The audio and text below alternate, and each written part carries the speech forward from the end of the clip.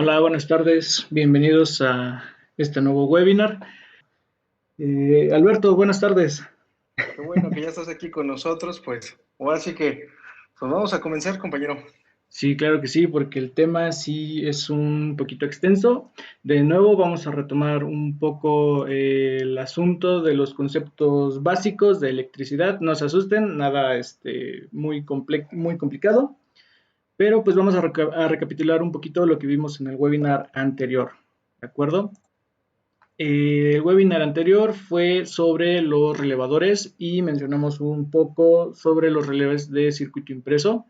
No tuvimos la oportunidad de presentarles todas las familias, pero aquí vemos algunos ejemplos. Tenemos unos muy pequeñitos, como los de la serie 30, serie 32, y también mencionamos la parte de los relevadores industriales, ¿no? Relés como los de la serie 55, serie 60, serie 66, que algunos de ustedes ya conocen o han tenido la oportunidad de trabajar con ellos, ¿ok?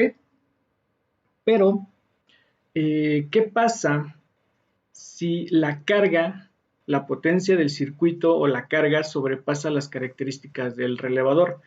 Y esto es algo que ocurre muy frecuentemente y no muchas personas toman en cuenta o se dejan ir, como vamos a ver en los ejemplos de más adelante. Perdón, Alberto, no sé si querías comentar algo. Sí, claro que sí, Said, estaba esperando que me dieras oportunidad. Comentar acerca, y retomo lo que dices, que es muy acertado, que efectivamente, ¿qué pasa cuando dices, oye, pues necesito controlar tal carga? Y dices, no, pues con un relevador lo puedes hacer. Y sí está bien mientras no sobrepasemos las características del equipo, ¿no? Y hay que recordar que los relevadores, ya en su esencia, en su objetivo de construcción, los relevadores es un elemento fundamental, pero en sistemas o circuitos de control. No hay que olvidar ese concepto porque lo vamos a repetir y ustedes mismos lo pueden ocupar todos los días. Este sistema de control tiene características muy diferentes cuando hablamos con un equipo que tiene características similares a las de un relevador, pero hay un factor súper importante que lo traslada a una categoría diferente que vamos a ir viendo poco a poco. Exactamente. Muy bien. Les vamos a poner el siguiente ejemplo para que puedan ubicar de una mejor manera cuál es este detalle que les comentaba hace un momento, ¿no? Que muchas veces nos dejamos guiar con lo que estamos viendo. Por ejemplo, tenemos que seleccionar un dispositivo para el control de dos circuitos de iluminación, ¿ok? Y pues va a ser un control por horarios, ¿de acuerdo? Estas son las características. Cada circuito consta de 6 reflectores LED de 50 watts cada uno y la tensión de alimentación es de 120 volts de corriente alterna, ¿vale? Aquí les estoy poniendo una ecuación que es con la que vamos a determinar la corriente del circuito, o más bien de estos dos circuitos, para seleccionar correctamente un dispositivo, ¿no? Que pueda conmutar o que pueda conectar esta carga eléctrica, ¿de acuerdo? Vamos a ver unos conceptos básicos, como ya se los mencionaba al principio. No se preocupen, no es nada complejo. Básicamente el término es la potencia eléctrica, ¿ok? En pocas palabras, la potencia eléctrica es la energía eléctrica que se está convirtiendo en otra fuente de energía, ¿no? Por ejemplo, cuando trabajamos con motores eléctricos, lo que estamos haciendo es convertir la energía eléctrica en una energía mecánica, ¿no? Estamos tratando de activar o más bien de hacer que se mueva la flecha del motor, ¿no? Entonces ahí estamos hablando de potencia eléctrica, ¿no? Y bueno, tal vez una analogía para que quede un poquito más ¿cómo decirlo? Más, ay, se me fue la palabra. Ayúdame, Alberto, se me Más fue. comprensible, Más comprensible, gracias. Este término es una analogía de un molino de agua, ¿ok? Entre más agua fluya a través de las aspas del molino, pues mayor será la velocidad con la que dé vueltas, ¿no? Propiamente este molino. ¿A qué viene esta analogía? Bueno, si ustedes observan, la potencia es el resultado de multiplicar el voltaje por la corriente. ¿Okay? Estos son datos que ya habíamos visto en las sesiones anteriores. No sé, Alberto, si tú tienes alguna otra definición para la potencia eléctrica que nos pudiera ayudar a comprenderlo. Sí, fíjense que también la potencia eléctrica ustedes la pueden percibir, ¿no? La pueden sentir como un factor o una manera de percibir la potencia activa o la potencia eléctrica medida en watts, es cuando, por ejemplo, un foco incandescente, ¿no? ¿Cuántos de nosotros no crecimos con esos focos, que era una constante en nuestra casa, que en cierto momento se fundía y que te decía tu papá o tu mamá, oye, Alberto, puedes ir a cambiar el foco? Y tú muy inocentemente ponías tu banquito, te subías, pero si el foco tenía poquito que se acababa de fundir, te quemabas, ¿no? Te quemabas las yemitas de los dedos, ¿no? A lo que voy con esto es que ese calor que hizo que te quemaras las yemas de los dedos es una manera de sentir que hay potencia, ¿no? Una manera de sentir que existe una potencia eléctrica es por medio del calor.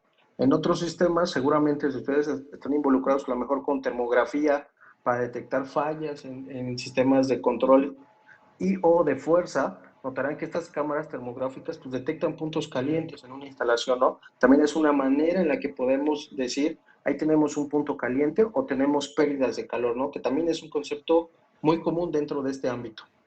Sí, correcto. De hecho, esto me lleva a la parte del análisis de la potencia en circuitos de corriente alterna. ¿Okay? En corriente directa, pues es muy simple, simplemente multiplicas la tensión por la corriente y tienes la potencia en esta unidad que nos comenta Alberto, que es el watt. ¿Sale? De hecho, retomando el ejemplo de los focos, así es como se pedían incluso en la tienda, ¿no? Deme un foco de 100 watts, de 75 watts. Bueno, se estaban refiriendo a la potencia de este foco, ¿no? De esta lámpara incandescente. Pero cuando estamos trabajando en circuitos de corriente alterna, tenemos que considerar otro factor que algunos de ustedes ya ubican, de hecho nos estuvieron preguntando por él en sesiones anteriores, y es el término de factor de potencia. ¿Okay? El factor de potencia va a influir de forma muy importante en los cálculos para los circuitos en corriente alterna, ¿sale? Como el que vamos a ver en este caso. Y una forma muy curiosa que yo creo nos va a permitir a todos comprender mejor cómo es esto de la potencia eléctrica es haciendo la analogía con un tarro de cerveza, ¿no? Por ejemplo, siempre que te sirven un vaso con cerveza, pues a veces sucede que la persona lo hace de forma muy rápida o muy violenta, ¿no? Y se genera una espuma. ¿No? Esta espuma es lo que nosotros podríamos hacer la analogía en términos de potencia como potencia reactiva, ¿de acuerdo? Y esta potencia reactiva en sí es una pérdida, es la famosa pérdida de la cual nos estaba hablando Alberto. ¿O estoy equivocado, Alberto? Corrígeme, por favor. No, estás perfecto, sí, de hecho te estoy poniendo mucha atención por la analogía que estás usando. Ok, excelente. Entonces, si se dan cuenta, en este caso la energía estaría representada en forma de cerveza, por eso les digo que no se nos va a olvidar. Pero de toda esa cerveza que estamos sirviendo en un contenedor, en un vaso, en un tarro, cierta cantidad se está desperdiciando, se está convirtiendo en espuma, ¿sale? Ese sería el término de la potencia reactiva o el desperdicio que nos comentaba Alberto. Y de todo ese contenedor, de todo ese tarro, tenemos lo que sí es líquido, lo que sí sigue manteniendo su forma de cerveza, y es lo que conocemos como potencia real. Esta potencia real se mide normalmente en watts o en kilowatts cuando son circuitos muy grandes, ¿no? De alta potencia. Entonces, espero que con esto les haya quedado un poquito más claro este término de potencia y el término de la pérdida de energía, ¿no? Esta pérdida de energía muchas veces se refleja en calor, es lo que nos comentaba Alberto. El principal objetivo del foco, de la lámpara, es iluminar un espacio. Sin embargo, parte de esa energía se está desperdiciando y se está convirtiendo en calor. Ese es otro efecto de la potencia eléctrica. No sé si quieres comentar algo más, Alberto. Claro que sí. También otra manera de entender o la explicación más coloquial de comprender cómo es un factor de potencia, si ustedes trabajan con algún distribuidor que maneje otras marcas enfocadas a contactores, guardamotores, equipos grandes que finalmente conectan y manipulan el funcionamiento de motores, notarán que el factor de potencia es un parámetro súper importante, ¿no? ¿Por qué en la corriente directa no tenemos factor de potencia? Seguramente te lo has estado preguntando. Sí lo tenemos en corriente directa, pero normalmente lo contemplamos de manera ideal. Ideal me refiero a que lo consideramos como la unidad y cualquier número que nosotros multipliquemos por la unidad sigue siendo el mismo número, ¿no? Una constante. En cambio, cuando manejamos corriente alterna, tenemos un comportamiento diferente porque hay que contemplar tanto el comportamiento de la tensión con respecto a la corriente. Si hay un desfasamiento entre estas dos señales que siguen siendo senoidales, pues es cuando tenemos un desgaste o tenemos un factor de potencia bajo. Por eso, ustedes no me dejarán mentir que mientras el factor de potencia para un cálculo siempre lo tomas 0.9 o 0.95, es porque estás considerando que es como un circuito ideal, ¿no? Que no vas a tener pérdidas por calor. Que eso es meramente en el papel, pero ya de manera práctica, por eso muchas empresas tienen factores de potencia bajo. Ya para terminar mi comentario, quiero decirles que un factor de potencia, hablando de, no sé, 10 unidades de energía, si tenemos un factor de potencia de 0.7, quiere decir que de esas 10 unidades de energía solamente estamos aprovechando de manera efectiva 7 unidades y estamos desperdiciando 3, principalmente en calor. Por eso es que existen elementos como los bancos de capacitores que nos ayudan a aumentar ese factor de potencia y obviamente pues llegar casi a lo ideal y obviamente ocupar la energía que realmente yo requiero, ¿no? Y efectivamente, guarden muy bien este dato que nos comparte Alberto. En sí lo ideal es tener un factor de potencia lo más cercano a uno. ¿Ok? Esto representa el 100%. ¿Ok? El factor de potencia de hecho no tiene una unidad, no es como los volts o los amperes. No, es un porcentaje, es un factor de aprovechamiento de la energía que se está ocupando. ¿Ok? Y efectivamente, como nos comenta Alberto, hay, por ejemplo, bancos de capacitores que nos ayudan a corregir el factor de potencia y aprovechar más eficientemente la energía, ¿no? Pero bueno, ese es tema de tal vez otro webinar. De hecho, me parece que este es el tema de código de red, ¿no es así, Alberto? Sí, es correcto. De hecho, el código de red, que es un conjunto de palabras muy constantes hoy en día, con esto del aprovechamiento de la energía, los bancos de capacitores, es una constante en nuestras vidas. Y como bien dices, Aida, a lo mejor más adelante podríamos organizar un webinar para saber cómo los equipos de Finder podrían ayudarte a no malgastar la energía que estás ocupando en un proceso, ¿no? Pero, digamos, lo podemos ver un poquito más adelante. Exacto. Ok, entonces, retomando el ejemplo, vamos a ver las partes de esta ecuación. Tenemos la I subíndice A, que se refiere a la corriente absorbida o a la corriente que va a transitar a través de cada uno de estos circuitos, ¿no? Recuerdan los webinars anteriores, la corriente eléctrica atraviesa una trayectoria cerrada y también pasa por la carga, en este caso por los reflectores de tecnología LED, ¿no? Tenemos los términos de potencia y potencia auxiliar. Potencia ya lo vimos, es básicamente la energía que están aprovechando las lámparas para convertirlas en otra fuente, en este caso en luz. Y también hay otro concepto que es el de potencia auxiliar, ¿de acuerdo? Cuando estamos trabajando con lámparas, con circuitos de iluminación, normalmente el fabricante nos indica una potencia auxiliar o una potencia de pérdida. ¿Ok? O sea, además, bueno, Alberto, no sé si tú quieres comentar esto. Sí, de hecho, una manera muy coloquial de conocer esta potencia que dices, potencia auxiliar Said, la conocen como pérdidas del balastro. Exacto. Así se le conoce tal cual dentro de la industria. Y de hecho, sí es un factor que se contempla cuando vas a dimensionar tanto conductores como protecciones, hablando de un sistema de iluminación. ¿No? Aparte de que se le aplica también otro factor que es de una carga continua, pero bueno, ese es un tema diferente. Pero sí, como bien lo dices, de la potencia nominal del equipo se le tiene que agregar cierto porcentaje que nos los determina el fabricante, llamada pérdidas del balastro. Exacto, y como el nombre lo dice, esta pérdida viene del balastro del controlador de la lámpara, ¿no? O sea, además de la potencia que necesita el dispositivo, hay que considerar la potencia que demanda el balastro o el controlador, ¿no? Para las diferentes tecnologías de luminaria. Entonces, también este dato normalmente viene en el catálogo en forma de valor en watts o como un porcentaje, ¿no? Esta pérdida normalmente va del 1 al 3% dependiendo de cada fabricante. De ahí también tenemos la tensión aplicada a la lámpara y el factor de potencia, que es el que ya mencionamos, ¿no?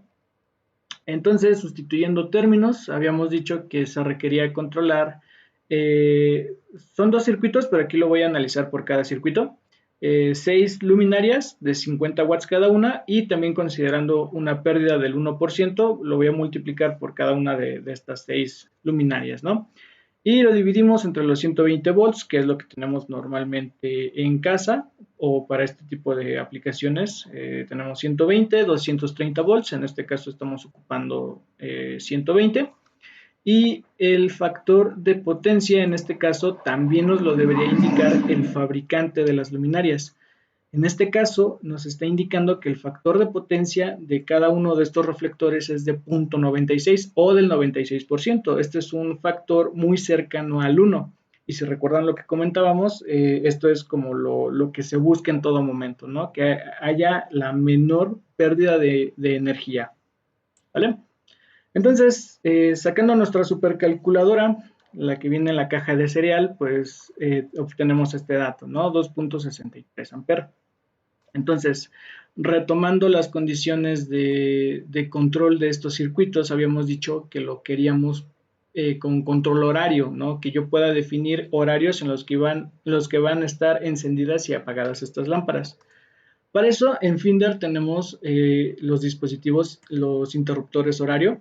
Me parece que aún no hemos visto estos productos en esta nueva temporada, pero no se preocupen, también los vamos a analizar más adelante. Por el momento, quédense con que además de permitirte controlar las cargas en diferentes horarios y además en diferentes días de la semana, vienen con dos contactos conmutados. Estos contactos son salidas a relevador. Esto significa que dentro de estos dispositivos ya van instalados unos relevadores propios de Finder. Son relés de la casa, de hecho son relés de la serie 40. ¿Ok? Y cada uno de estos contactos está configurado para soportar hasta 16 amperes a 250 volts de corriente alterna. Entonces aquí viene la pregunta del millón. ¿Puedo conectar directamente los circuitos al interruptor horario? ¿Tú qué dices, Alberto? Pues mira, yo los invito a que reflexionemos unos 5 segundos y contestemos internamente. ¿Puedo conectar directamente estos circuitos al interruptor horario?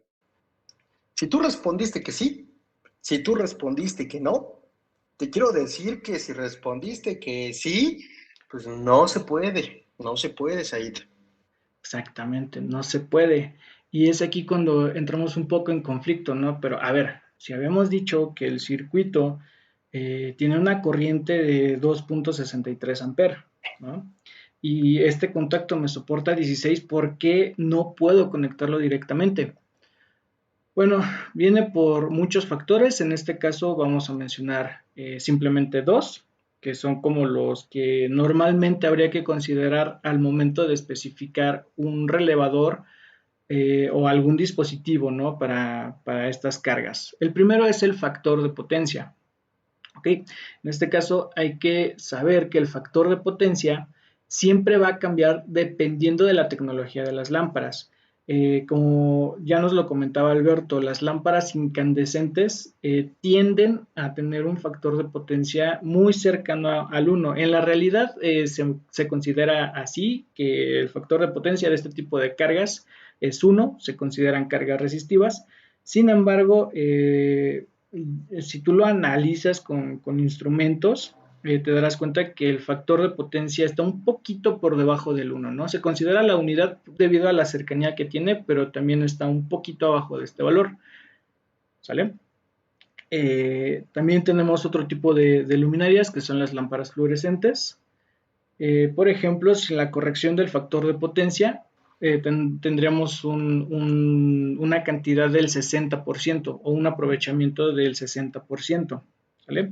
Hay otro tipo de lámparas fluorescentes que ya vienen con corrección del factor de potencia. Esto sería con algún tipo de balastro o algún controlador, ¿no? Aquí ya con este dispositivo que me está ayudando a corregir el factor de potencia ya pasamos a un 86% de aprovechamiento o un factor de 0.86. Ya está mejor, ¿no? En comparación a la versión sin corrección, pero todavía está como un poquito abajo. Y también hay otro tipo de lámparas fluorescentes, también de tecnología LED, que vienen con un controlador o con un balastro, en este caso con componentes electrónicos, que ya nos ofrece una corrección del 96%, ¿no? Como puede ser el caso de este ejemplo que vimos.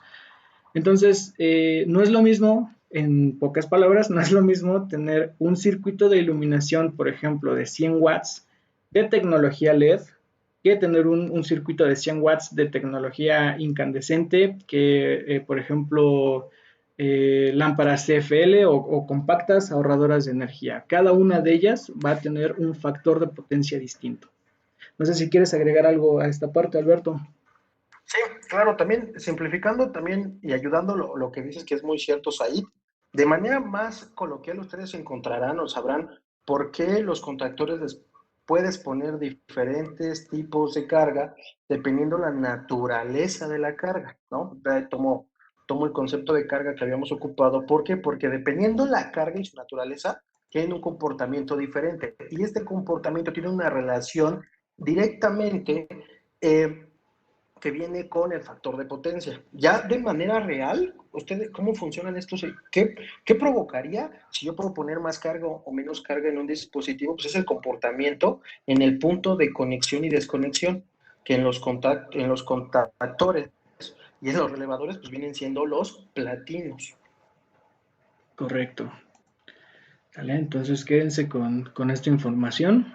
No, a pesar de que la unidad es la misma, son watts a final de cuenta, el comportamiento es diferente. ¿Sale?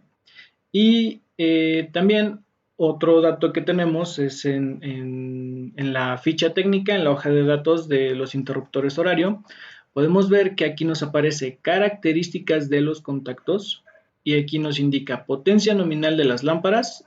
Todos estos datos son considerando una alimentación en 230 volts de corriente alterna. Nos vamos al apartado de LED. En este caso, bueno, LED o LED con transformador electrónico tiene el mismo valor, son 400 watts, ¿ok? Pero para no entrar tanto en cálculos, normalmente se considera que para alimentación en 120 volts de corriente alterna, la potencia nominal que nos aparece en estas tablas la podemos considerar al 50%, o lo que sería lo mismo, un aproximado de 200 watts, ¿no? En tecnología LED. Entonces, como ven, habíamos dicho que al final cada uno de estos circuitos requería 303 watts, ya considerando también la pérdida del balastro. Y en este caso, cada uno de los contactos de este interruptor me permite conectarle un máximo de 200. Entonces, es por esto que no podemos conectar directamente las luminarias en los dispositivos. Y esto no es solo en interruptores horario, puede ser en temporizadores, puede ser en los mismos interruptores que están utilizando. ¿Ok? ¿Qué otro dispositivo se te viene a la mente, Alberto? Por ejemplo, también las fotoceldas. Fotoceldas, por ejemplo. Sí, Las fotoceldas que nosotros tenemos en Finder también, que controlan cargas de iluminación, también tienen una característica de potencia en función de qué tipo de carga le vas a conectar. exactamente. Pero aquí, de hecho, es algo que normalmente salta como una duda de las personas que escuchan esto por primera vez. De hecho, no es mentira, hace unos días una persona me envió un correo electrónico preguntándome por los dispositivos Jesly, ¿no? Me hacía el comentario, a ver, si el contacto del dispositivo Jesly en la hoja de datos me parece que es de 6 amperes, si yo hago la multiplicación me da un circuito mucho más grande, ¿no? Que los 200 o 100 watts que me está indicando en la hoja técnica. ¿Y qué pasó? ¿Es un error o por qué no cuadra, no? Bueno, esto viene porque tú podrías sustituir, o más bien reordenar esta ecuación para obtener la cantidad de potencia máxima que tendrías con una determinada capacidad de conducción en corriente. ¿Esto qué significa? Bueno, vamos a utilizar el dato de los 16 amperes, que es lo que en teoría me dice que soporta el interruptor horario, ¿no? 16 amperes por 120 volts, que es la tensión de alimentación de estas luminarias, por el factor de potencia que ya habíamos visto que es de 0.96, nos da un total de 1800 watts, ¿no? Entonces, esto es lo que a veces confunde a las personas que escuchan esto por primera vez. Dicen, ok, entonces, si los contactos deberían soportar 1800 watts, ¿por qué me estás limitando a solo 200? No sé si a ti te han comentado algo así, Alberto. Sí, de hecho tuvimos un detalle, les cuento en 20 segundos. Un cliente compró un interruptor horario en uno de dos contactos. En uno conectó directamente la carga que no superaba por nada la capacidad nominal de los 16 amperes de ese contacto del interruptor. Y en el otro lado puso un contactor, ¿no? Después de cierto tiempo, me marcó y me dijo, oye Alberto, tengo un problema, se genera una chispa, perdón, dentro del interruptor horario y pues necesito que vengas. Fui, revisé qué era lo que estaba pasando y efectivamente él no le puso la carga nominal que en el ejemplo sugiere 1800 watts, pero sí era muy cercano a eso. Pero él me dijo, oye, es que este equipo soporta 16 amperes. Revisamos qué tipo de carga le conectó y meramente fue LED. Y ustedes pueden decir, oye, pues entonces, ¿qué pasó si es LED? Y yo lo que sé de la tecnología LED es que la tecnología LED es ahorradora, no genera mucho calor, entonces no hay muchas pérdidas, me da suficiente iluminación y todo ese tipo de conceptos muy bonitos que suenan muy bien, ¿no? Pero lo que pasó con este cliente fue que el comportamiento de las luminarias es muy diferente, ¿no? Era lo que yo les decía, dependiendo la carga que yo vaya a conectar, tiene un comportamiento diferente. Y este comportamiento, si yo no sigo una ficha técnica de manera adecuada, puede dañar los contactos o los platinos de mi relevador o de mi interruptor horario, cualquier elemento del que hemos mencionado, que van a cortar la vida útil del dispositivo. Lo que pasó ahí es que ya se había dañado la parte superior del platino, que era lo que generaba un arco eléctrico, más que nada a la desconexión, ¿no? Pues ese elemento en corto tiempo iba a dejar de funcionar o se iban a fundir. Seguramente te ha pasado eso, que los platinos de un relevador se funden y ya no hay manera de abrirlos. O lo que hacen, los abren, los lijan y lo ponen otra vez a funcionar, pero realmente eso no es una solución, ¿no? Entonces hay que tener mucho cuidado con las fichas técnicas, que si nos especifican una carga específica, a eso nos tenemos que apegar. Exactamente. Y bueno, acompañado de lo que nos comenta Alberto, por ejemplo, me voy a utilizar ese caso, ¿no? Para reforzar este argumento. Las lámparas de tecnología LED, como bien lo comenta Alberto, tienen muchas bondades en comparación con otras tecnologías de iluminación. Por ejemplo, ya las mencionó Alberto, ¿no? Son de bajo consumo, el flujo luminoso es incluso mejor que el de otras tecnologías, por ejemplo, el de la tecnología incandescente, que es la que ocupábamos hace algunos años. Son módulos muy compactos, o sea, con incluso los LEDs de, ¿cómo se llaman? De ultrabrillo. Puedes tener un módulo muy chiquito y alumbrar un espacio, una superficie más grande. Sí, todo eso está muy bien. Lo que no te dicen o lo que no te mencionan o lo que muchas personas no conocen es que este tipo de luminarias requieren de una alta corriente al arranque, ¿ok? Se han hecho pruebas de laboratorio con varias lámparas de varios fabricantes de varios tipos, unos con balastro electrónico, otros directo, de diferentes tipos más bien de diferente consumo, ¿no? Unas de 3.5 watts, otras de 5 tal vez, y en general se descubrió que al arranque o a la conexión de estos dispositivos, la corriente pico o corriente inrush puede llegar a ser de hasta más de 100 veces la corriente nominal. ¿Esto qué es? Para ponerte un poquito en contexto. todos hemos escuchado del pico de arranque de un motor, ¿no? Que cuando tú conectas un motor, de hecho, puedes notar que baja la intensidad de algunas luminarias, ¿no? Es un efecto breve, pero ahí está.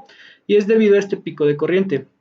Hablando de motores, eh, este pico de corriente puede llegar a ser de 5 a 7, 8 veces tal vez la corriente nominal. ¿Sale? Esto quiere decir que, por ejemplo, si en funcionamiento normal o nominal te estaría consumiendo 1 amper, por poner un dato, al arranque la corriente se elevaría hasta 8 amperes. ¿Sale? Es lo que estoy tratando de representar en esta gráfica. Al arranque hay una pequeña duración en la que la corriente se eleva, ¿no? a este punto de corriente inrush y después ya baja su corriente nominal. Entonces compáralo.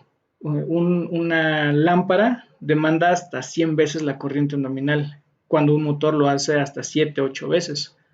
¿Vale? No sé si quieres complementar esto, Alberto. Sí, también solamente un breve comentario, que todos los equipos, no solamente los motores, como en nuestra formación siempre se nos inculcó, ¿no? Pues los motores tienen una corriente inrush entre 8 y 12 veces su corriente nominal. Todos los equipos, todos los equipos, llámese celulares, laptops, iluminación, lo que ustedes conecten, siempre va a tener un pico de corriente, todos los equipos, ¿no? Que esto, si no lo dimensionamos bien, el módulo donde vamos a conectarnos, pues vamos a tener problemas ahí en el mediano plazo.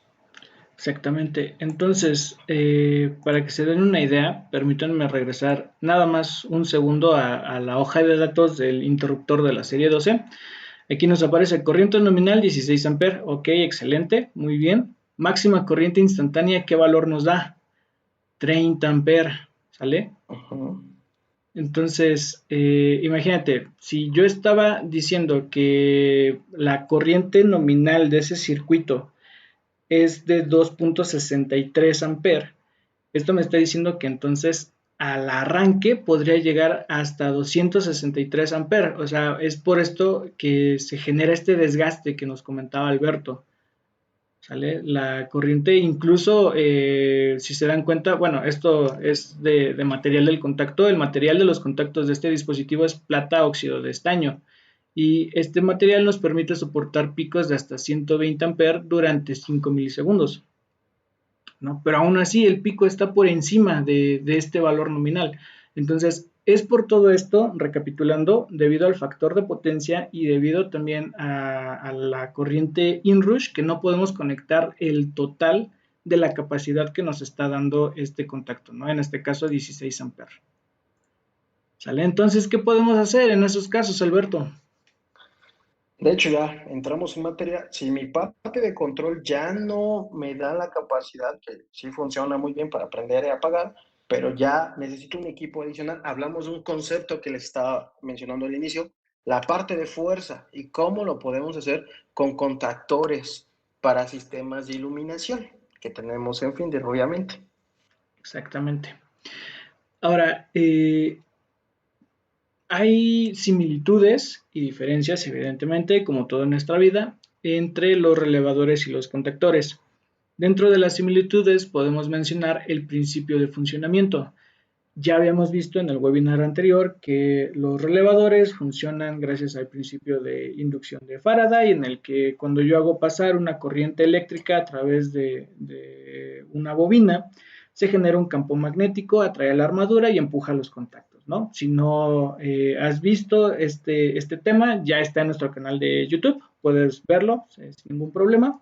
Pero en pocas palabras, este es el principio de funcionamiento del relevador. ¿Y qué crees? Es exactamente lo mismo para el contactor. También cuenta con una bobina, también cuenta con armadura y también cuenta con contactos. ¿Ok? ¿Qué más? Lo puedes encontrar en varias configuraciones de bobina. ¿Qué es esto de configuraciones de bobina? Bueno, que lo puedes encontrar en bobinas de corriente alterna, bobinas de corriente directa y en varios niveles de tensión, 12, 24, 120, 230 volts, corriente alterna directa. También sucede lo mismo con los contactores. Puedes encontrarlo en toda esta gama. Y algo curioso, solo para mencionarlo, los contactores de Finder te permiten trabajar con el mismo dispositivo, tanto en corriente alterna como corriente directa. ¿Okay? El dispositivo está preparado, por ejemplo, si tú seleccionas uno de 24 volts, tú puedes utilizar 24 volts de corriente alterna o 24 volts de corriente directa sin mayor problema. Y por último, los diferentes materiales de contacto. Al igual que en los relevadores, también lo mencionamos en el webinar anterior, tenemos distintas versiones como plata níquel, plata óxido de cadmio, plata óxido de estaño, plata níquel con un recubrimiento de oro. Estas opciones también están disponibles en los contactores, ¿sale? Sin embargo, también hay algunas diferencias. ¿Quieres mencionarlas, Alberto? Sí, claro. Antes de pasar con las diferencias, retomo lo de distintos materiales de contacto y regreso. Está el plata níquel, que es muy bueno, pero hablando de relevadores, los relevadores pequeños. ¿Por qué? Porque tiene una alta resistencia al desgaste. Pero cuando nosotros le ponemos una carga diferente, que voy a tomar un ejemplo, iluminación, el comportamiento es diferente, como lo hemos mencionado. Entonces necesito una aleación que me brinde las cualidades necesarias para esa carga de iluminación. ¿Y cuál nos las puede brindar en la categoría de Finder? Es óxido de estaño más plata, que la vas a poder encontrar tanto en contactores, fotoceldas y sensores de movimiento. Sí, correcto. De hecho, bueno, en general toda la línea residencial, interruptores horario, fotoceldas, detectores de movimiento, telerruptores, toda esa gama cuenta con este material ya de forma definida, ya vienen así de fábrica, tú no lo tienes que pedir. ¿Sale? Listo, Said. Sí, ok. Bueno, entonces, dentro de las diferencias, bueno, mencionábamos la construcción. Evidentemente, un contactor está especificado para trabajar con circuitos de alta potencia. De hecho, va de la mano con el siguiente punto, ¿no? Mientras que los relevadores normalmente se utilizan para circuitos de baja potencia, de hecho, lo vemos, ¿no? En las configuraciones de los contactos, que en algunas versiones máximo te llegan a ofrecer 16 o 20 amperes, ¿no? Dependiendo de la serie. En el caso de los contactores, ya estamos hablando de corrientes más elevadas o circuitos de mayor potencia. ¿Sale? Esa sería la diferencia. El relé normalmente lo ocupo para circuitos de baja potencia, incluso para señales de control en algunos casos, y los contactores siempre que demande una alta potencia, ¿no? Este circuito. Y también de la mano con todo esto está la corriente nominal, que es lo que acabo de mencionar. 16 amperes en el caso de nuestro relevador con mayor capacidad de corriente contra 63 amperes que tiene nuestro contactor más grande. ¿Vale?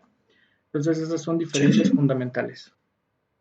De hecho, Said, si me permites agregar algo, ahorita que está la parte de corriente nominal más resaltado, hace poquito un cliente nos dijo, oye, necesito un equipo de 63 amperes, ¿no? Pero dijo, oye, pero es mucha corriente. Y sí, obviamente sí es mucha corriente, pero desde el concepto que 63 amperes, pues obviamente ya no lo puedo direccionar a un relevador, sino más bien direccionarlo a un equipo más robusto, nombrando contactor. Exactamente. Sí, si ustedes en sus cálculos observan algún dato de corriente elevado, no es que algo hicieron mal, no es que se equivocaron en su cálculo, sí es posible y entonces se tiene que recurrir a este tipo de dispositivos, ¿no? Los contactores. Y aquí está un poquito lo que mencionábamos en cuanto a la construcción, ¿sale? En el caso de los contactores, debido a la potencia que tienen que manejar, incluso hay algunas barreras entre la bobina y los contactos. ¿Sale? Esta barrera es para evitar la generación de arcos eléctricos. Llega a haber situaciones en las que un arco eléctrico puede traspasar simplemente el generarse en los contactos, que es donde normalmente se producen, y pueden incluso alcanzar la bobina. ¿Sale? Entonces, para evitar este tipo de situaciones, se tienen barreras de material aislante entre estos elementos, bobina y contactos. Otra diferencia en la construcción la vemos en los contactos. Si se puede apreciar, aquí vemos una especie de resorte, un muelle, que nos ayuda a evitar que el golpe o el cierre de los contactos sea muy agresivo y que se genere este desgaste del que también nos comentaba Alberto, ¿no? Hace unos momentos. Y bueno, esto también los hace silenciosos. No sé si quieres mencionar algo. Claro, claro, pues ahí ya cuando tenemos un contactor que ya es un equipo más robusto por construcción, por objetivo, que ya es para altas potencias, como lo mencionas ahí, la parte muy importante es lo de los saltos de corriente, que sí que llegan a existir en equipos y no solamente en contactores. Ha dado casos de transformadores tipo secos, donde el aislamiento no es lo suficiente y el aislamiento, retomo un concepto que hemos analizado, que la rigidez dieléctrica no es la necesaria para evitar un arco eléctrico, y ese arco eléctrico, ¿qué hace? Pues perfora, va de un punto A a un punto B, perfora el aislamiento y obviamente ese paso de corriente, esos saltos de corriente dañan al equipo, ¿no? Que prácticamente si pasa eso, pues el equipo queda inservible. Por eso es que los contactores, al tener características más robustas, este parámetro de rigidez dieléctrica lo vas a encontrar como una constante en muchas fichas técnicas de diferentes fabricantes, incluyendo Finder. Otro punto también importante es que si tú ya tienes un cálculo hecho para iluminación y dices, oye, está perfecto, yo ya tengo cómo lo voy a controlar con otro equipo de Finder, pero no he contemplado la parte de la fuerza, tú vas a hallar variedad de contactores en la serie 22 de nuestra marca. Correcto. Muy bien. Y también pasando a otro aspecto de los contactores, tenemos esta confusión que a veces llega a surgir, ¿no? Contactores NEMA contra IEC. O ni siquiera ubican estos términos, ¿no? Simplemente como que los ven diferentes y se cuestionan. ¿A poco eso es un contactor? ¿Cuántas veces no nos han preguntado eso, Alberto? ¿A poco eso es un contactor? Sí, claro, nos ha llegado a preguntar porque hasta de hecho uno en su formación en la escuela, tú conocías los contactores NEMA. ¿Por qué NEMA? Pues obviamente por la influencia que tenemos del país vecino, ¿no? Que es mucho del nombre de NEMA. Y obviamente los IS, que es una normativa de construcción que viene del otro lado del continente europeo, a eso me refiero, pues obviamente tú lo veías y decías, oye, sí me funciona porque este está robusto, ¿no? Y creo que sí va a soportar la corriente que necesito, pero este de aquí, aunque dice que tiene las mismas características, te entraba la duda y la desconfianza de si me funcionará, si no me va a fallar, oye, ¿por qué está más delgado? ¿No? Entonces, muchas de esas cuestiones siempre nos los han preguntado, pero ya en la práctica, ya en un caso real donde sí dices, ok, vamos a trabajar con tus contactores, ese tipo de incertidumbres se despejan. Sí, exactamente. Como bien lo menciona Alberto, muchas veces desconfían porque lo ven chiquito, ¿no? Lo ven compactito. Pero realmente la diferencia fundamental entre NEMA y los contactores CIEC, además de la construcción y que unos se utilizan en América y otros principalmente en Europa, es el propósito para el que está diseñado cada uno. ¿Sale? Los contactores NEMA se utilizan normalmente para aplicaciones de motor. De hecho, en la investigación que hice para presentarles este tema, también los ubican como, no estoy tan de acuerdo con ese término, pero los ubican como arrancadores para motor, ¿no? Básicamente porque sirven para llevar la potencia de un motor, en este caso trifásico. En el caso de los contactores CIEC, también sirven para llevar cargas de motor. También le puedes conectar un motor trifásico, de hecho. Sin embargo, el contactor IEC está diseñado para un propósito más específico.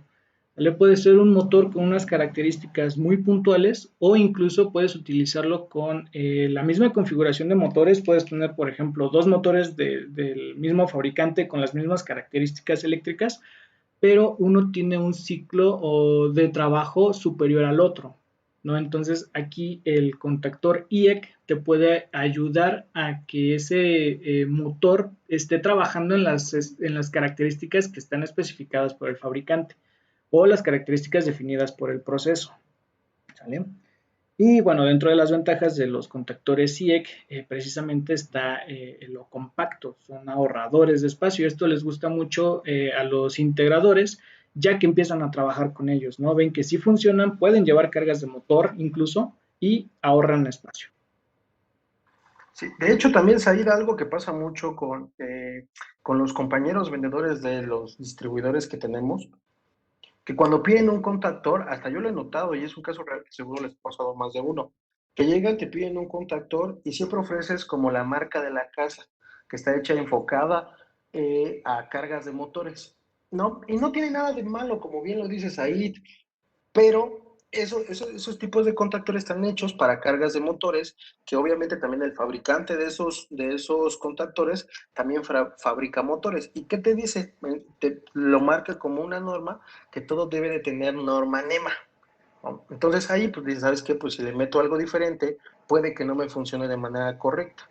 Y no, simplemente el fabricante lo hace para que siempre utilice sus productos. En un caso contrario, bueno, estamos hablando del continente americano, pero también en la investigación que hicimos fue que la mayor cantidad de contactores que encuentras en el continente europeo son IS, ¿no? IE.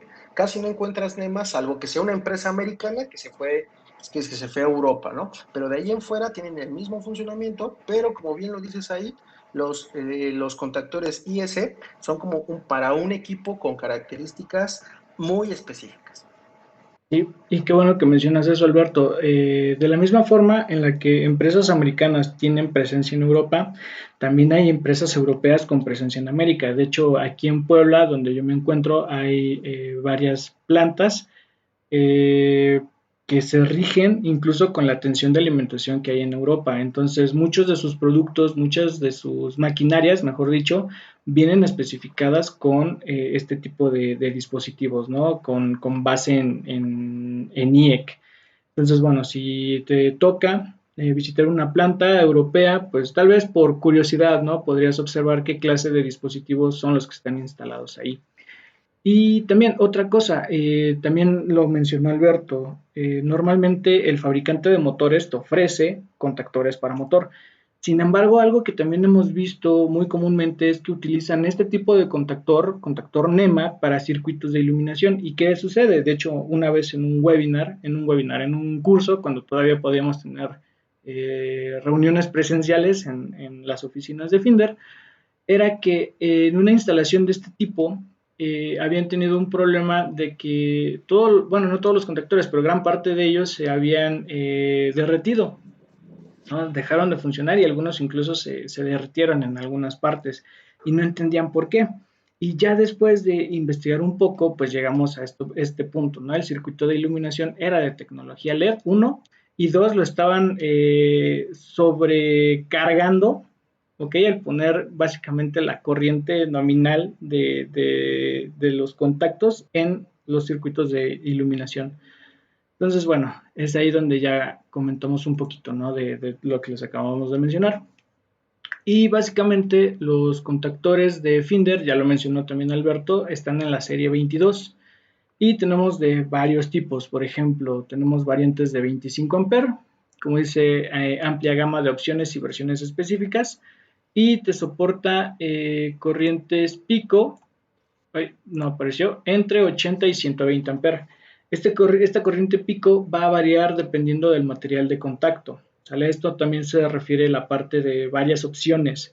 Tenemos el material plata níquel, que te soporta picos de hasta 80 amperes, y la otra variante que es plata óxido de estaño, que te soporta picos de hasta 120 amperes, ¿no? Además de esto, a diferencia de otros contactores, en los que únicamente tienes los contactos normalmente abiertos, en el caso de Finder tú puedes seleccionar una combinación, por ejemplo, los 4 normalmente abiertos, 2 abiertos, 2 cerrados, 3 abiertos, 1 cerrado, etcétera. Todas estas combinaciones ya vienen en el catálogo, ¿no? Y como se pueden dar cuenta, en el catálogo te aparecen, por ejemplo, potencia de motor trifásico con alimentación en 400 volts, por ejemplo. Las versiones de 25 amperes te soportan hasta 4 kilowatts. Esto lo podríamos pasar a HP sin ningún problema, ¿no? Pero también te está indicando potencia nominal de las lámparas. Esto te está asegurando que puedes trabajar con circuitos de iluminación con este tipo de contactores sin mayor problema. ¿Ok? Y bueno, dentro de las variantes, esto es algo que les gusta mucho también a las personas que se dedican a hacer instalaciones o a dar mantenimiento, y es el selector con función manual y automático. Esta función tú la has ofrecido en alguna ocasión, ¿verdad, Alberto? De hecho, yo la empleé, si me permites contarle súper rápido, yo la empleé en una ampliación de mi casa. Tenemos un jardín y era chistoso de que, oye, ve y prende la luz para el jardín, ¿no? Y se te olvidaba y le dejabas toda la noche, parte del día y había un desgaste de energía, ¿no? No se ocupaba de manera efectiva. ¿Yo qué hice? Puse un interruptor horario, puse un contactor, exactamente el que se está viendo en la imagen, y era chistoso porque cuando yo quería encender manualmente, y explico con eso lo del deep switch con sus tres posiciones, cuando lo dejaba en auto era controlado por el interruptor horario, ¿no? Y funcionaba como cualquier contactor que conocemos. Pero cuando yo escuchaba algún ruido en el jardín y quería ver si era un gato o cualquier otro animalito, pues ponía el deep switch en on, en la posición superior y hacía un enclavamiento mecánico. Y sin tener la alimentación o la señal de control en la bobina del contactor, mandaba energizar mis luminarias, ¿no? Y lo contrario, yo les expliqué también en mi familia que si querían hacer un mantenimiento, revisar si había telarañas y cosas de ese tipo, porque luego se presentan, pues lo primerito sería apagar o bajar el termomagnético, ¿no? Que eso es lo ideal. Pero si no querían, podíamos dejar el deep switch en la posición de apagado, en off, y aunque tuviera alimentación la bobina, perdón, el contactor iba a permanecer en su estado inicial, es decir, abierto, con la carga desconectada. Y yo podía dar mantenimiento sin tener el pendiente de que me fuera a dar un choque eléctrico, ¿no? Manejándolo en 120. Entonces, esto agrada mucho de manera operativa, porque si tú quieres comprobar si tu conexión de todo tu sistema es correcta, pues lo puedes subir, ¿no? Y lo haces más rápido. Si lo quieres desconectar, bajas en on, o si ya lo vas a entregar a tu cliente y revisaste que todo está perfecto, lo dejas en auto y se acabó. Exactamente, como bien lo menciona Alberto, facilita muchísimo las tareas de mantenimiento incluso, ¿no? Entonces, bueno, esta es otra opción que tenemos en los contactores. Y ya para terminar, mencionarles que tenemos otras dos opciones un poquito más robustas. Por ejemplo, tenemos la variante de 40 amperes por cada polo, muy importante. Aquí ya encontramos variantes de únicamente 4 amperes. Y estos 40 amperes son por cada uno de los contactos o cada uno de los polos, ¿sale? Y aquí nos lo indica, soporta picos de corriente de hasta 176 amperes, ya un poquito más que la versión de 25. Y nuestro contactor más grande hasta el momento es el de 63 amperes por polo, de nueva cuenta. Y cada uno de estos te soporta una corriente pico de hasta 240 amperes. ¿Ok? Entonces, como Es ven, correcto.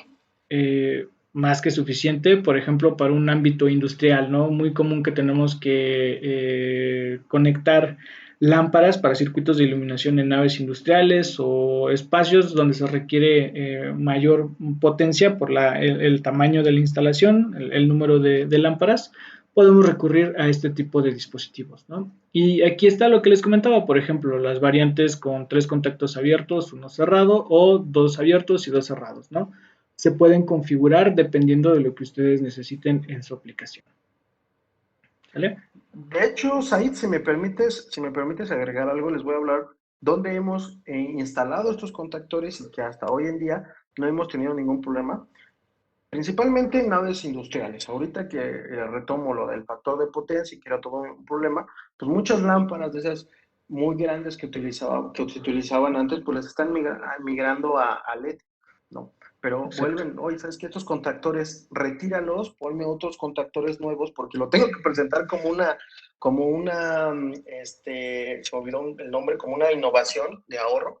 Entonces, ahí podemos entrar sin problema. También los hemos metido en ciudades importantes como la Ciudad de México y Puebla para el alumbrado en zonas públicas, ¿no? A Exacto. vías principales, parques y demás, donde también lo puedes meter. Si tú te dedicas a dar mantenimiento a naves industriales, ahí entran perfectamente. Si te dedicas a dar mantenimiento a espectaculares que casi no hay aquí en la Ciudad de México, pues bueno, ahí también tienes un campo de oportunidad interesante. También si te dedicas a dar mantenimiento a escuelas, a oficinas en una planta industrial, pues obviamente puedes meter contactores y puedes meter varios dispositivos de control entre sensores de movimiento, interruptores horarios. Entonces, si te das cuenta, te podemos ofrecer una gama de soluciones muy completa, hablando de iluminación, dependiendo cómo lo quieras hacer. Si por movimiento y o presencia, si lo quieres hacer por horarios o por la iluminación natural, tenemos una parte que muy interesante. Y si ya nos vamos por la parte de fuerza, los contactores de Finder te van a quedar como anillo al dedo. Sí, correcto. Y de hecho, de la mano de lo que comenta Alberto, también ofrecemos accesorios como los módulos auxiliares, ¿no? Si requieres, por ejemplo, una luz piloto para saber que está funcionando cierto circuito, cierto contactor, en lugar de utilizar un contactor de fuerza, puedes utilizar uno de estos contactos auxiliares, ¿no? Cada uno es de 6 amperes y lo puedes encontrar en diferentes combinaciones. Y también, a diferencia de los accesorios que podemos encontrar en los contactores NEMA, los accesorios, perdón, para este tipo de contactores son modulares, es decir, quedan como si fuera una pieza, una sola pieza, más bien, ¿vale? El mismo contactor y su módulo de expansión, en lugar de ir ocupando espacio hacia enfrente, ¿no? Como es en la mayoría de los casos de los contactores de tipo NEMA. Y bueno, algo que quiero dejarles ahí como la espinita para la siguiente semana es la comparación de los relés de estado sólido contra un contactor incluso, ¿no? Aquí tenemos dos productos. Del lado izquierdo el contactor de 25 amperes y del lado derecho un relé de estado sólido de 5 amperes. ¿Ok? Noten esa diferencia, 5 amperes contra 25 amperes. Y podemos ver, por ejemplo, en la potencia de lámparas de tecnología LED, que es como lo más interesante, mientras el contactor de 25 amperes te soporta circuitos de hasta 100 watts, el relé de estado sólido con solo 5 amperes te puede soportar cargas o circuitos de hasta 800 watts. ¿Cómo es eso? Bueno, pues entonces te invito a que participes en el siguiente webinar donde te vamos a explicar un poquito más de por qué es esto posible. ¿Sale? Y ya para terminar, vamos a mencionar algunas buenas prácticas que si tú te dedicas a la instalación o al mantenimiento de este tipo de circuitos de iluminación o de cualquier tipo incluso, te pueden servir, ¿no? El primero es verificar la tecnología de las lámparas o del dispositivo que vas a instalar. Repito, no es lo mismo una lámpara de tecnología LED a una incandescente, no es lo mismo una carga de motor que unas resistencias calefactoras, no es lo mismo una válvula, ¿ok? Entonces siempre hay que checar qué es lo que vas a conectar. Número 2, reducir el número de lámparas por circuito, ya lo habíamos visto, la corriente inrush es muy mala, puede incluso llegar a destruir no solo el contacto, sino a todo el dispositivo, a todo el contactor. Entonces hay que reducir la cantidad de lámparas por circuito. Y número 3, configurar el encendido en secuencia. En lugar de encender todas las luminarias de un jalón, podemos ayudarnos, por ejemplo, de temporizadores para ir haciendo un arranque en secuencia y no tener que estar subiendo interruptor por interruptor. Simplemente activas el primero y con eso se van activando en secuencia los siguientes circuitos. ¿Vale? No sé, Alberto, si quieres complementar con algo en lo que los participantes dejan sus preguntas en el chat. Claro, de hecho me llamó mucho la atención y ya te recordé algo, ahorita que mencionaste lo de un interruptor.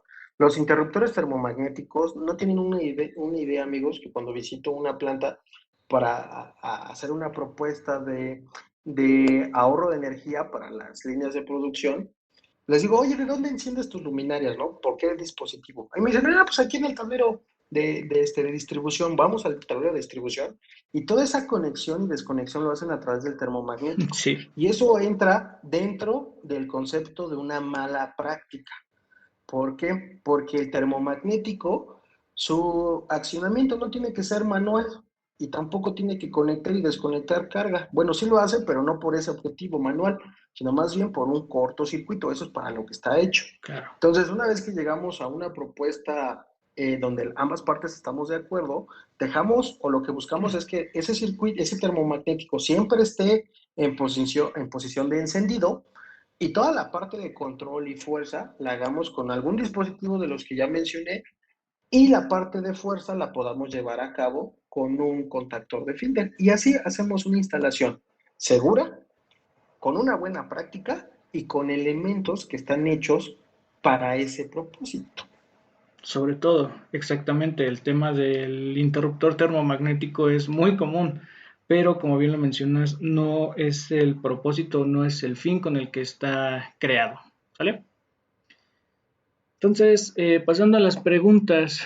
Bueno, no es pregunta, es comentario. Marcos nos comenta de 10 la analogía de la cerveza. Sí, ya sé, yo creo que con eso queda un poquito más claro, ¿no? Este tema de potencia real y potencia aparente. Esteban Favela, gracias por estar otra vez en este webinar con nosotros. Nos dice, algunas marcas económicas de lámparas y focos LED de mala calidad empiezan a flashear después de un tiempo de vida. Este flasheo afecta al contactor como si fueran encendidos y apagados rapidísimos de los LED. Sí, de hecho, ese es el efecto que tendría, ¿no? Un encendido y apagado a alta frecuencia de la luminaria, ¿no? Y como ya lo vimos, con cada encendido tiene una corriente pico, una corriente inrush.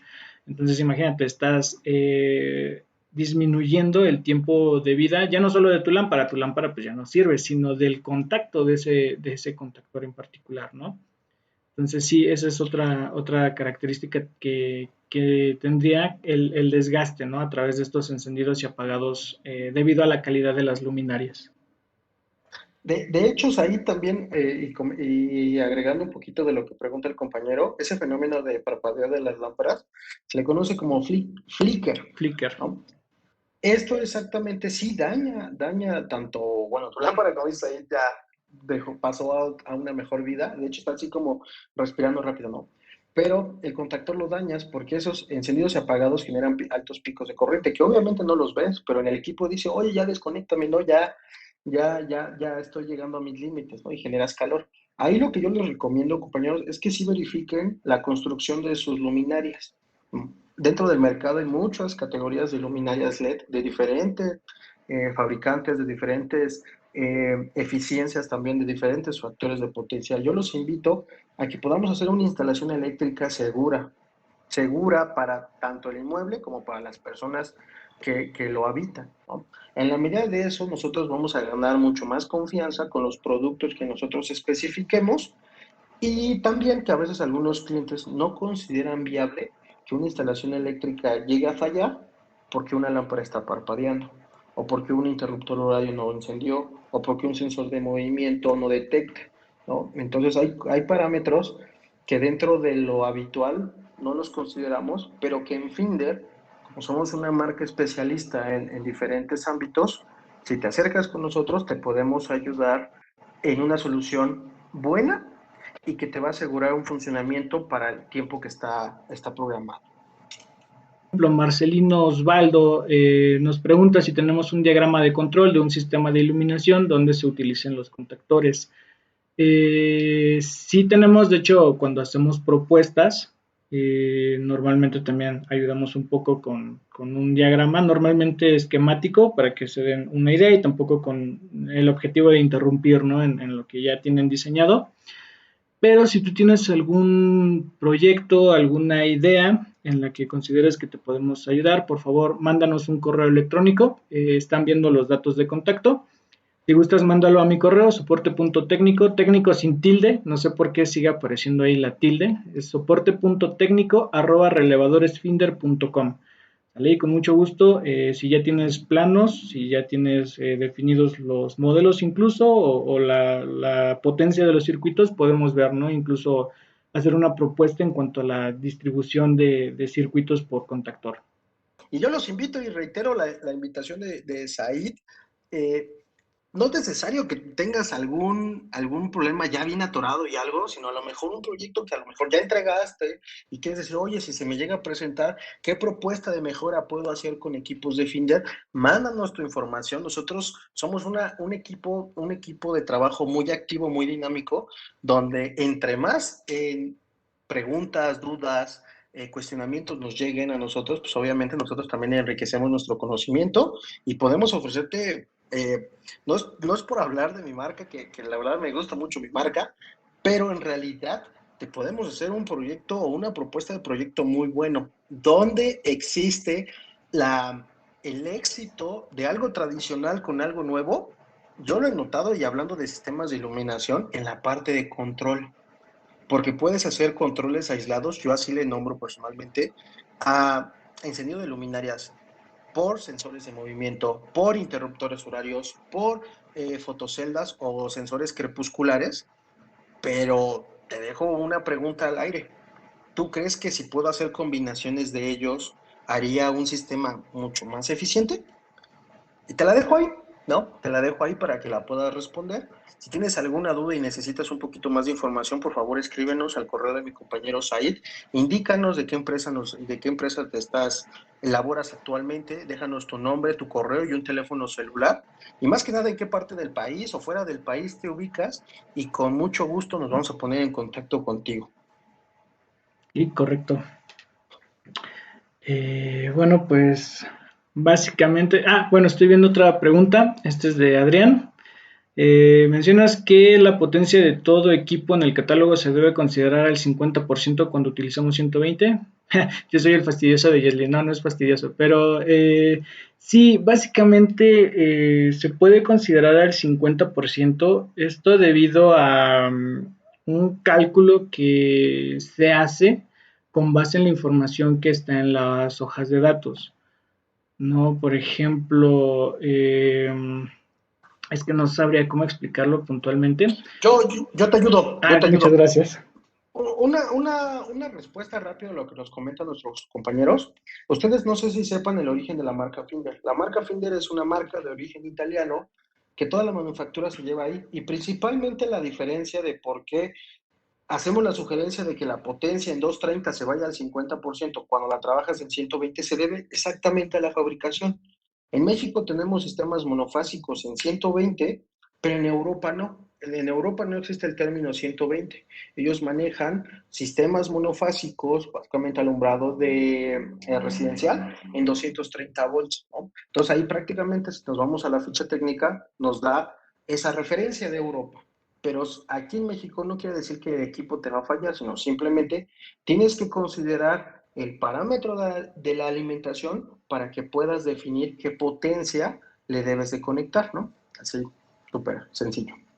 Sí, básicamente es por eso. Es que no me gusta decir que la mitad de 230 son 120 porque no es así, hay Exacto, un no es así. análisis, pero pues si tú haces cuentas más o menos es la mitad, ¿no? No es así, insisto, no se vayan con esa idea de que es porque es la mitad de 230, pero pues más o menos por ahí va la idea, ¿no? Es por la tensión que se está utilizando, o sea, el contacto es el mismo, la capacidad es la misma, simplemente lo que está cambiando es la tensión de alimentación y como consecuencia también disminuye la potencia que se puede instalar. Ya lo vimos en la diapositiva, ¿no? Que la potencia es igual, potencia en corriente directa, ¿no? Para hacerlo fácil, potencia es igual a corriente por tensión. Entonces, si yo multiplico 230 por 16 amperes, me va a dar un valor diferente si yo multiplico 120 por 16 amperes. Si ustedes lo hacen, de hecho es menor, por eso es que la corriente baja. No la corriente, la potencia que puedo conectar en el circuito. ¿Sale? Y también, bueno, También queda, adelante. También queda mencionar, Said, que nosotros normalmente cuando hacemos o dimensionamos un equipo, pues no le ponemos la carga nominal, sino que dejamos el equipo un poquito sobrado. Entonces, y es una práctica común en México, ¿no? Que yo creo que todos los electricistas lo hemos hecho. Y eso es importante porque no sabemos en qué momento la carga va a aumentar o si nosotros vamos a estar dando mantenimiento siempre a ese inmueble. Puede ser que nosotros terminamos el proyecto, se acabó la garantía que tú des y sabes qué, pues ese ya no es mi problema. Llega alguien más y te dice, oye, están muy bonitas esas lámparas, pero ahora yo quiero una tira de LED, ¿no? Oye, pues conéctale más, ¿no? Entonces, en ese tipo de cosas siempre consideramos un equipo un poquito más sobrado, poquito, quiero recalcar eso, poquito, para pues no, que no se disparen las protecciones o que lleguemos a tener un problema y te digan, oye, pues el electricista fue el que lo hizo y lo hizo mal, ¿no? Entonces podemos evitar eso, podemos hacer buenas prácticas siempre y cuando pues tengamos toda la información a la mano. Claro que sí. Pues bueno, creo que ya no hay más preguntas, solamente un comentario de Marcos que nos comenta que en Argentina manejan 220. Sí, efectivamente, ustedes allá manejan la tensión parecido al sistema que hay en Europa. Entonces, sí, allá tú sí puedes considerar el valor como viene directamente en el catálogo. Para los que estamos en México o parte de Centroamérica, manejamos 120, entonces se puede considerar aproximadamente como el 50%, ¿sale? Y pues nada, de nuevo agradecerles el estar con nosotros. Muchas gracias por aguantar nosotros 18 minutotes después de la hora. Y pues no me queda nada más que invitarlos al siguiente.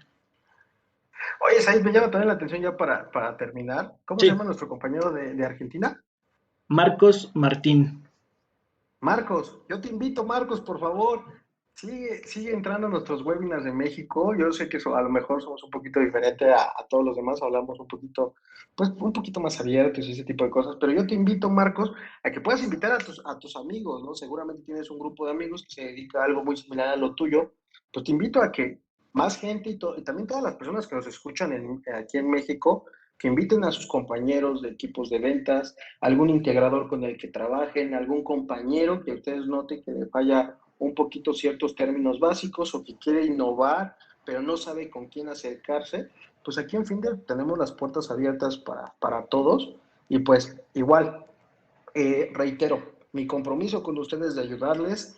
Siempre es agradable estar cada 8 días con ustedes. Les agradezco igual su participación, les agradezco que sean constantes y no me queda más que decirles hasta la próxima, amigos. Buena tarde. Said, buena tarde. Gracias, Alberto. Hasta luego, buenas tardes.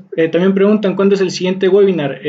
Son cada jueves a las 4 de la tarde, hora del centro de México. ¿Vale? Hasta luego, que estén muy bien.